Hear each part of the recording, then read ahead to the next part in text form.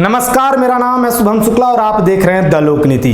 BJP को विभीषण की तलाश से आप सोच रहे होंगे कि आखिर ये रामायण वाले विभीषण 2022 में बीजेपी में क्या करने आ गए। दरअसल इन विभीषण का कनेक्शन बीजेपी के 2023 के चुनावों से है।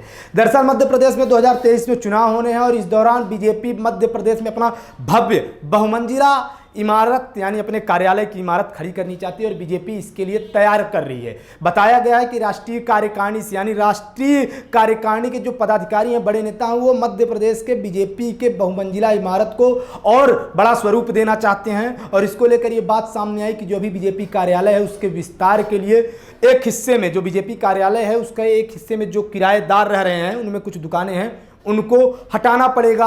उनको हटाने के बाद ही बीजेपी कार्यालय का भव्य दिव्य स्वरूप बनाया जाएगा, जिसको लेकर राष्ट्रीय स्तर पर नेताओं ने बैठक शुरू की है। पदाधिकारी इसको लेकर नीति निर्माण बना रहे हैं। इसमें फिलहाल प्रदेश के पदाधिकारियों को दूर ही रखा गया है। अब आप सोच रहे होंगे कि इसका विभीषण से क्या संबंध। दरअसल मजे की बात यह है कि बीजेपी जब ये प्लान तैयार कर रही थी तो काफ़ी गुपचुप तरीके से था, ये बात लीक नहीं थी।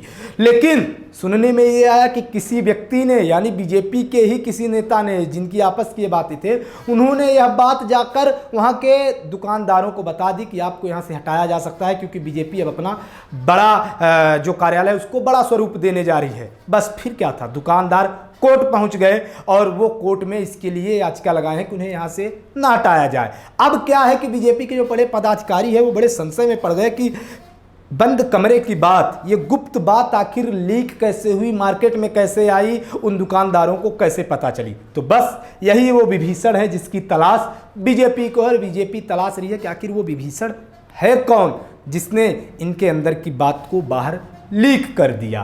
फिलहाल हमारी भी इस पर नज़र बनी रहेगी कि क्या बीजेपी उस विभीषण को ढूंढने में कामयाब होती है या फिर वो विभीषण यूं ही छुपा रुस्तम निकल जाएगा। मध्य प्रदेश की तमाम खबरों को देखने के लिए चैनल को सब्सक्राइब करें। धन्यवाद।